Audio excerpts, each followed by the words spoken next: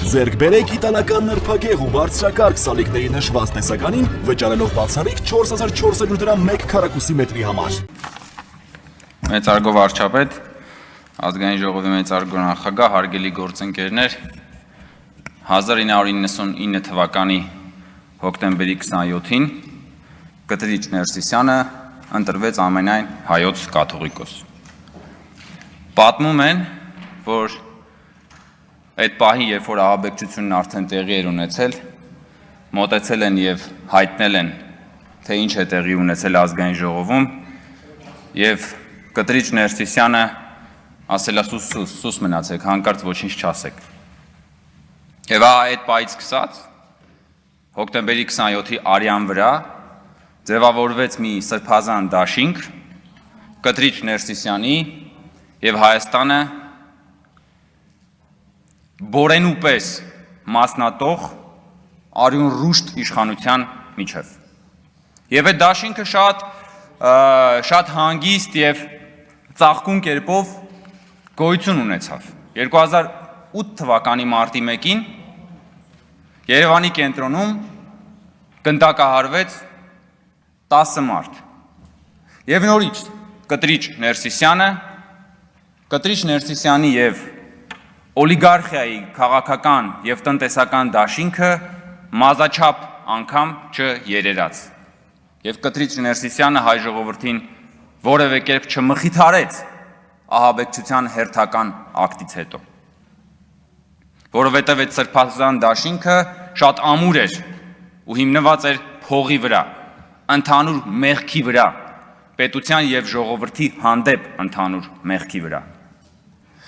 2020 թվականի նոյեմբերի 9-ից հետո, երբ որ նույն արյունարբու հանցագործները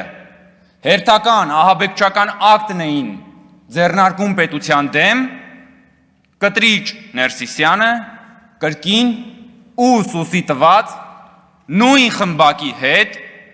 պահանջում էր Հայաստանի Հանրապետության ընտրված վարչապետի հրաժարականը եւ սրբազան դաշինքը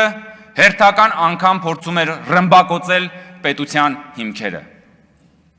Այս 3 շրջադարձային կետերում 1999 թվականի հոկտեմբերի 27, 2008 թվականի մարտի 1, 2020 թվականի նոյեմբերի 9 վճռական հանգամանքներն էր, որ Կտրիչ Ներսիսյանի եւ որոշ բարձրաստիճան հոգեվորականների եւ օլիգարխիայի միջև կար մի սրբապիղծ ամուսնություն։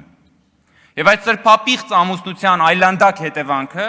Հայաստանում հաստատված գողապետական համակարգն էր։ Եվ այդ համակարգի ամենակարևոր առանձնահատկությունն այն էր, որ այն ժողովրդին շրջանցել էր, որ ժողովուրդը այս պատմության մեջ ընդհանրապես գործոն չէր։ Եվ այսօր էլի նույն բանն է կատարվում։ Ինչ է այսօր կատարվում, պարոն Նազարյանը վերհիշեց 1045 թվականը։ Հայ բարձրաստիճան հոգևորականները հայ օլիգարխիայի հետ կամ նախարարական տների հետ դաշնակցելով 2 անգամ մատաղ են արել հայոց պետականությունը, Արշակունիների եւ Բագրատունիների թագավորությունը։ Եվ այս 2 անգամ էլ ժողովուրդը խաղի մեջ չի եղել։ Եվ դա հասկանալի էր, որովհետև այն ժամանակ կարգերն էին ուրիշ, ժողովրդավարություն չէր։ Բայց պետության կորստի 2 դեպքում էլ գինը վճարել է ժողովուրդը իր 100-ամյա, 1000-ամյա տառապանքներով։ Այսինքն եկեղեցու բարձրաստիճան պետերն ու օլիգարխիան պետության գլուխը կերել են եւ գինը վճարել է ժողովուրդը, որովհետև իրանք պահել են այն ինչ որ ունեին։ Այսօրվա իրողությունների շրջադարձային տարբերությունը գիտեք որն է, որ Հայաստանի հայ ժողովրդի պատմության մեջ առաջին անգամ, երբ որ եկեղեցու բարձրաստիճան ղեկավարությունն ու օլիգարխիան էլի ուզում է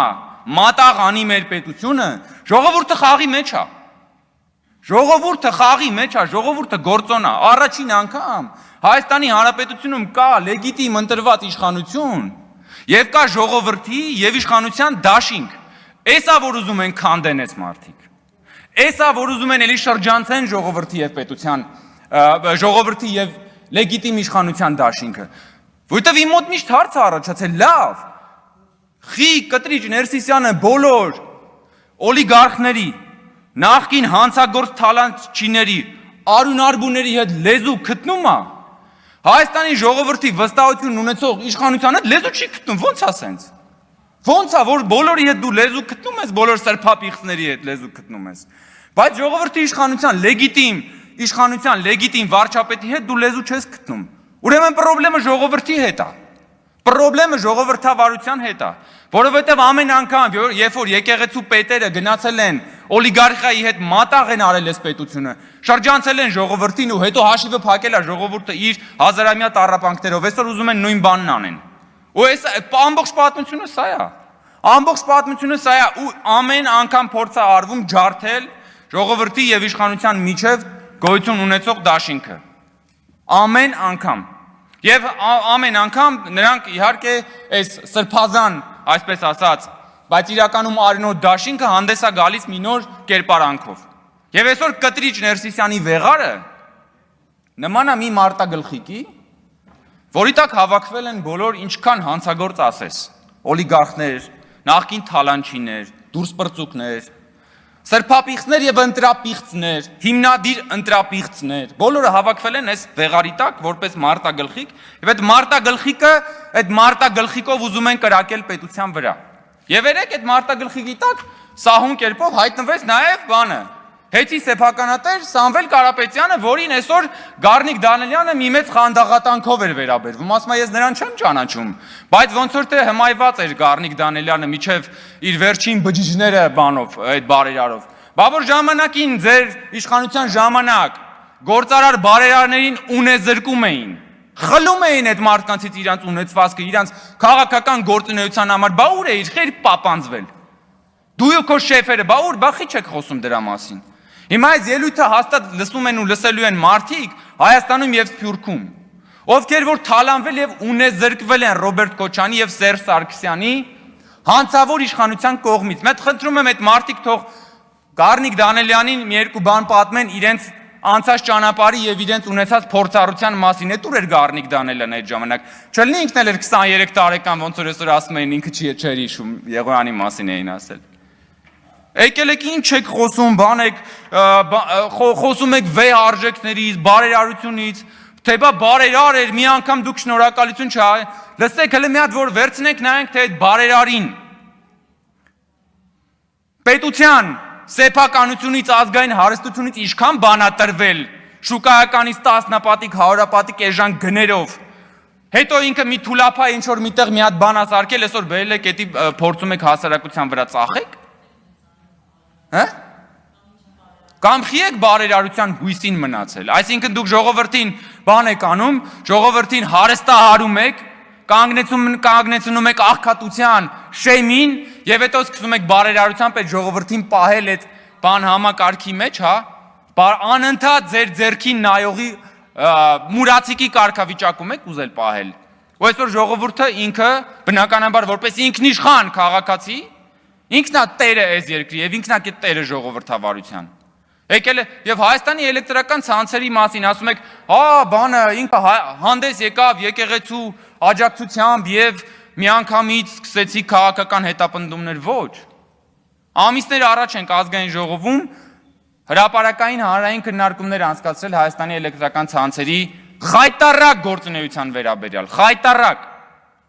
Բայց չեք տեսել, այն ժամանակ էլ ես հիշում եմ, որ մի երկու հոգի ճամարտակում էին, որ քաղաքացիական պայմանագիր խմբակցությունը հրահանգ է ստացել հեծի դեմ չգիտեմ ինչ անել։ Հանրային քննարկում էին կազմակերպել, ուզում էինք հասկանայինք հեծը խիա մարդկանց հոսանքն այդքան անջատում։ Ինչ կապ ունի դա եկեղեցու հետ։ Ասենք որ բանը հոսանքի տատանումներից մարդկանց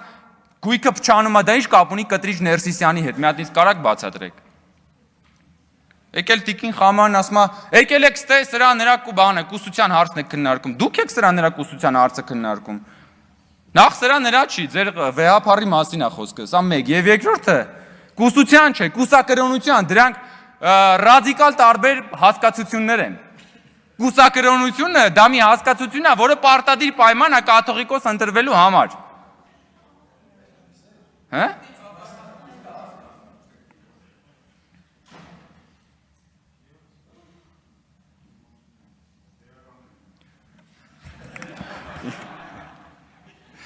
Սիրելի հայրենակիցներ, ես իհարկե նաև առիթ եմ ունենալու խոսել մեր խմբակցության անունից եւ մնացածը խմբակցության ելույթի ժամանակ շնորհակալություն։